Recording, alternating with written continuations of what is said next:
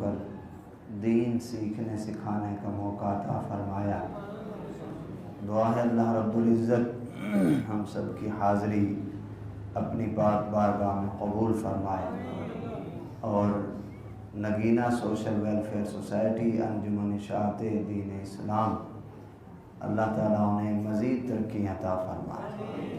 بابا جی سرکار رحمۃ اللہ علیہ کے مزار پہ اللہ تعالیٰ مزید کروڑہ رحمتوں کا نزول فرمائے۔ معراج عروج سے ہے بلندی، نبی اکرم صلی اللہ علیہ وسلم کا یہ عظیم معجزہ جو خاص تھا نبی اکرم صلی اللہ علیہ وسلم کے لیے، عرش پہ پہنچ کے اللہ رب العزت کا دیدار کرنا، یہ نبی اکرم صلی اللہ علیہ وسلم کا خاصہ ہے۔ خاصہ کا مطلب ہوتا ہے ما یوجد فیہ ولا یوجد فی غیرہ، جس میں پایا جائے اس کے علاوہ میں نہ پایا جائے۔ تو نبی اکرم صلی اللہ علیہ وسلم کو ہی یہ شان اللہ تعالیٰ نے عطا فرمائی ہے۔ اور جہاں قرآن مجید نے بیان کرنے کا انداز ہے جو 15ویں سپارے کے شروع میں سبحان الذی اسریٰ بعبدہ، وہ یہ ہے کہ اس بات کو تعجب یا حیرانی میں نہ دیکھو، جس چیز کو تم کمزوری سمجھتے ہو یہ اس ذات نے سب کچھ کرایا ہے جو ہر عیب ہر کمزوری سے پاک ہے۔ سبحان الذی، پاک ہے وہ ذات، اسریٰ، یہاں لفظ اذہابہ بھی ہو سکتا تھا، پاک ہے وہ ذات کہ جو لے گیا اپنے بندے کو۔ لے جانا اور ہوتا ہے، سیر کرانا اور ہوتا ہے۔ لے جانا جو ہوتا ہے وہ پتہ نہیں، جب یہ ہو کہ فلاں فلاں کو لے گیا تو اس میں یہ ذہن میں آتا ہے کہ جو گیا ہے پتہ نہیں اس کی مرضی بھی تھی جانے کی یا نہیں تھی۔ اسریٰ، سیر کرنے کے لیے جب جاتا ہے تو جانے والے کی مرضی ہوتی ہے۔ اسریٰ بعبدہ، اپنے بندے کو، یہاں بے رسول ہی کا لفظ نہیں کہا، بے نبی ہی کا۔ کیوں؟ عبد اور رسول میں فرق ہے۔ رسول کس کو کہتے ہیں؟ الذی بعثہ اللہ الی الخلق لتبلیغ الاسلام، جس کو اللہ تعالیٰ احکام کی تبلیغ کے لیے بھیجے اسے نبی، یا جس کو نئی شریعت دے کر بھیجے اس کو رسول کہا جاتا ہے۔ جو اوپر سے نیچے آئے اسے رسول کہا جاتا ہے، یعنی جو اللہ تعالیٰ کے احکام لے کر آئے وہ رسول اور نبی ہوتا ہے۔ عبد کیا ہوتا ہے؟ انقطاع عن الخلق الی الخالق، جو مخلوق سے کٹ کر خالق کی طرف جائے اس کو عبد کہا جاتا ہے۔ تو چونکہ انداز یہی تھا، محل یہی تھا، صیغہ یا لفظ کسی محل کے مطابق لانا یہ فصاحت اور بلاغت کی بڑی علامت ہوتی ہے، اور قرآن جیسا کوئی کلام فصیح و بلیغ ہو ہی نہیں سکتا۔ محل کو دیکھ کر قرآن نے ایسا لفظ بیان کیا کہ جو اس مقام اس جگہ کے زیادہ ہی اس جگہ کے لیے اہم تھا، جو اس جگہ پہ فٹ آتا تھا۔ پھر اللہ رب العزت نے کس رات کو کروایا؟ ہونی چاہیے تھی رات 14ویں کی، کہ جو پوری کی پوری رات روشن بھی ہوتی ہے، بندہ سفر کرتے ہوئے آسانی سے سفر بھی کر سکتا ہے۔ 14ویں کی رات، 13ویں کی رات، 15ویں کی رات، کوئی ایسی رات نہیں، بلکہ 27ویں کی رات ہے جو نہایت اندھیری رات ہوتی ہے۔ 27ویں کی رات نہایت اندھیری رات، جس میں یہ ہمیں بتایا گیا کہ سورج کی روشنی یا چاند کی روشنی کے تم محتاج ہو، میرا حبیب کسی دوسری روشنی کا محتاج نہیں، اس کو اللہ نے اپنا نور ہی اتنا عطا فرمایا۔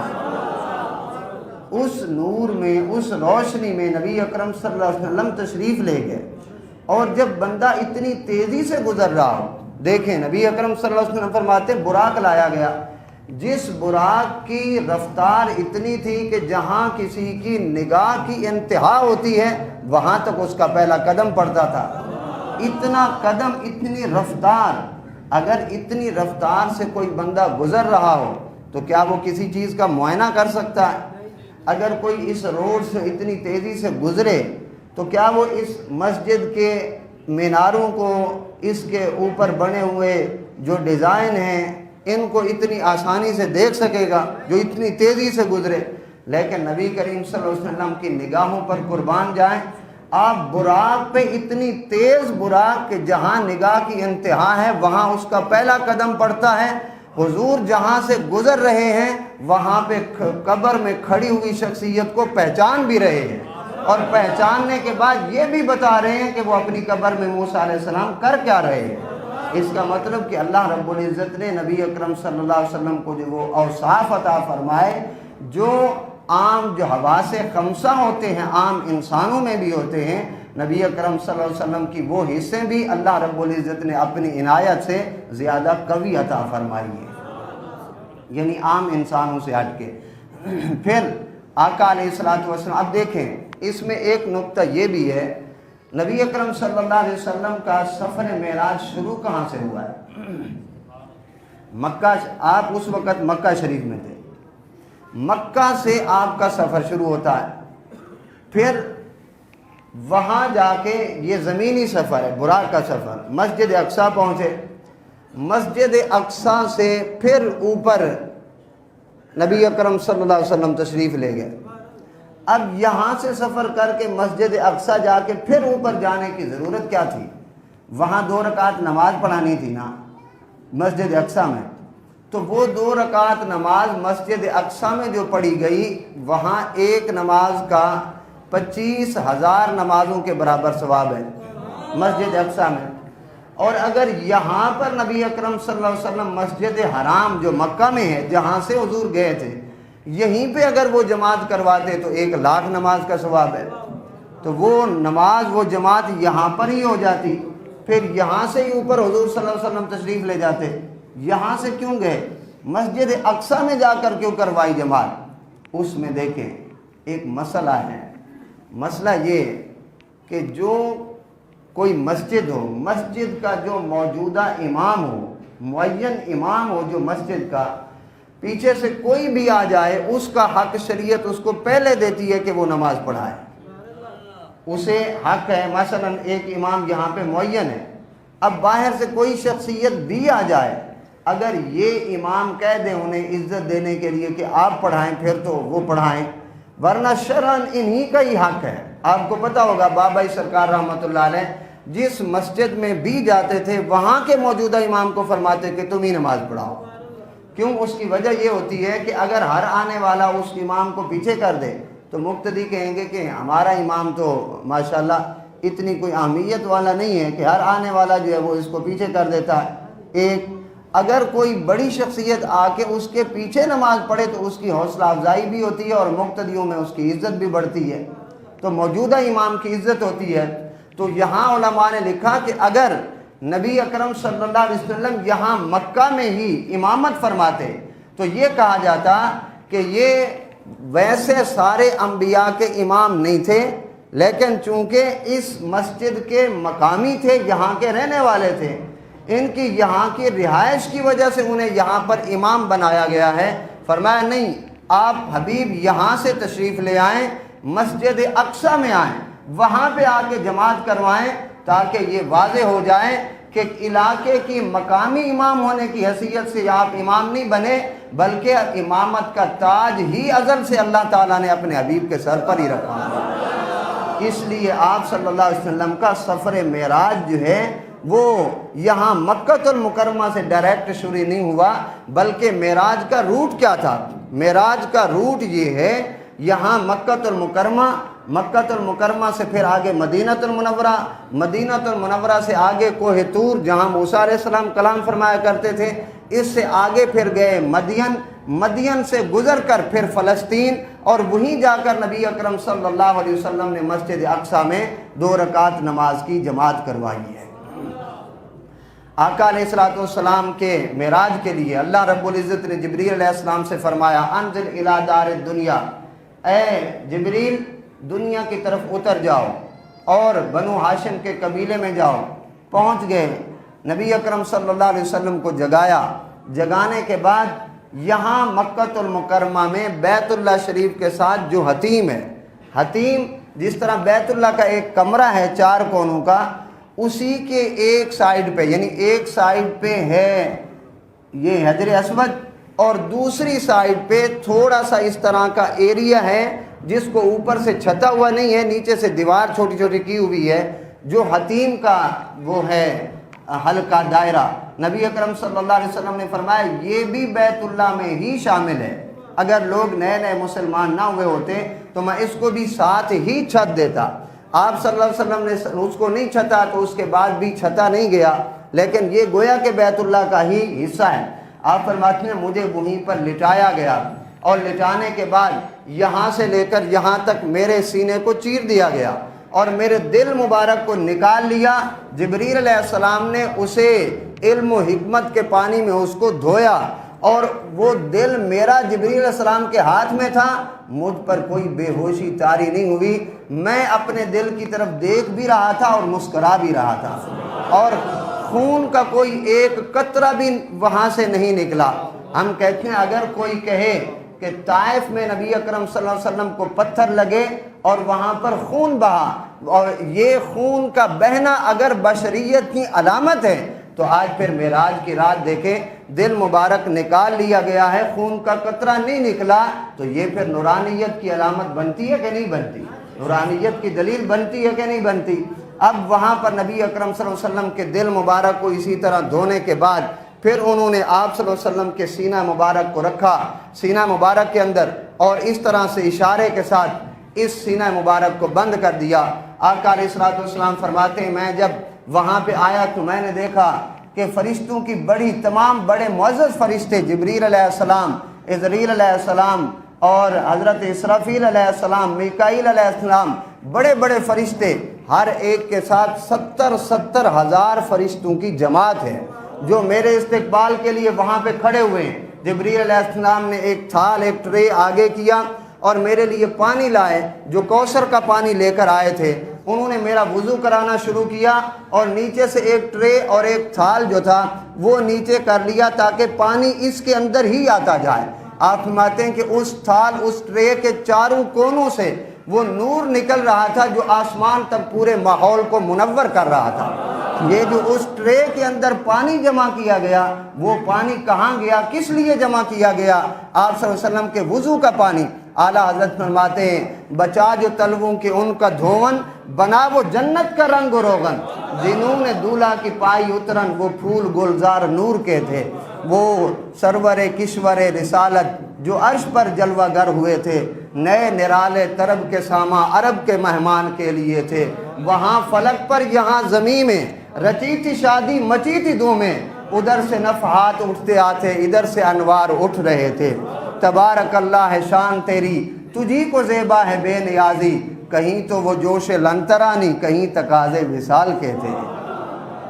آقا علیہ الصلوۃ والسلام نے یہاں سے اپنا سفر شروع فرمایا۔ مسجد اقصیٰ پہنچنے کے بعد آپ نے 2 رکعت نوافل کی جماعت کروائی۔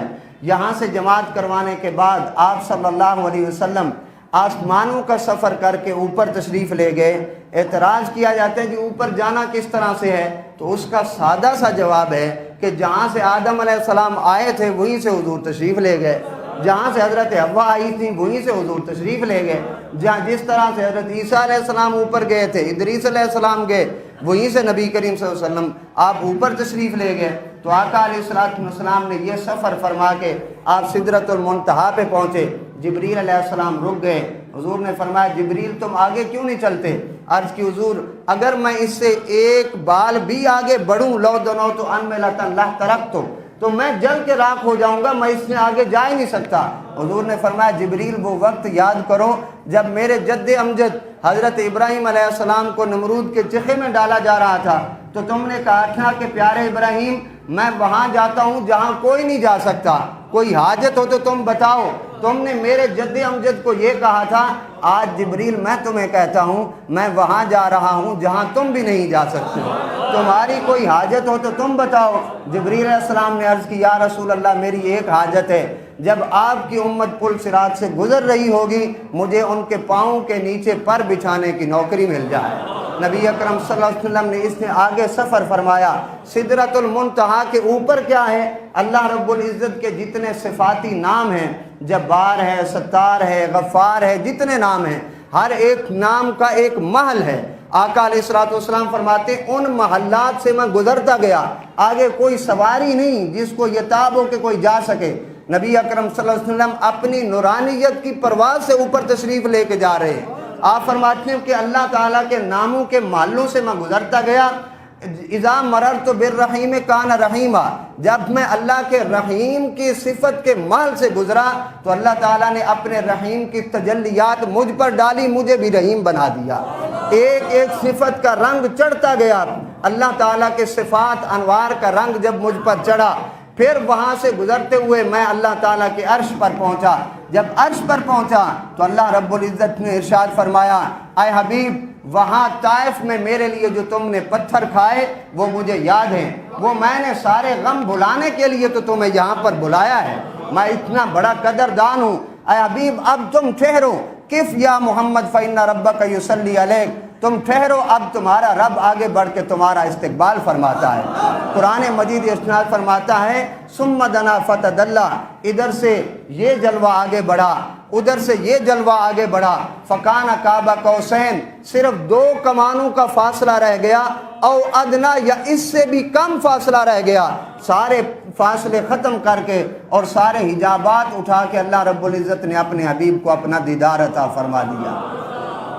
دیکھیے آقا علیہ الصلوۃ والسلام فرماتے ہیں مجھ سے اللہ رب العزت نے فرمایا، اے حبیب تم جہاں سے گزر کے آئے ہو تم نے دیکھا کہ کچھ فرشتے آپس میں کسی بات پر مخاصمہ کر رہے تھے، کسی بات پر وہ جھگڑ رہے تھے۔ فیما یختصم الاعلیٰ، مالا اعلیٰ کے فرشتے کس چیز پر آپس میں وہ باتیں کرتے ہوئے اختلاف کر رہے تھے؟ آپ صلی اللہ علیہ وسلم فرماتے ہیں کہ مجھے تو یہ علم نہیں، فرماتے ہیں اللہ رب العزت نے اپنا دست مبارک میرے دونوں کندھوں کے درمیان رکھا، میں نے اس کی ٹھنڈک اپنے سینے میں محسوس کی، پھر اس کے بعد جو کچھ زمین میں تھا، جو آسمان میں تھا، وہ سب کچھ میں جان گیا۔ اللہ رب العزت نے مجھے وہاں وہ انعامات عطا فرمائے۔ آباد وہاں پر اللہ رب العزت نے فرمایا حبیب میرے لیے کیا لائے ہو؟ عرض کی یا اللہ آپ کے لیے عاجزی کے سوا کیا آ سکتا ہے، کیا لایا جا سکتا ہے؟ التحیات للہ والصلوات والطیبات، تمام مالی باتیں، تمام فعلی باتیں، تمام قولی باتیں، ہر عاجزی اور ہر سجدے اور ہر عبادت آپ کے لیے ہے۔ اللہ تعالیٰ نے فرمایا اے حبیب السلام علیکہ ایھا النبی، آپ پر سلامتی ہو، ورحمت اللہ، اللہ کی رحمت اور اس کی برکتیں ہوں۔ حضور نے عرض کی یا اللہ نہ میں اپنی پیدائش کے وقت اپنی امت کو بھولا ہوں، نہ وصال کے وقت بھولوں گا، آج آپ کے پاس حاضر ہو کے بھی میں اپنی امت کو نہیں بھولتا۔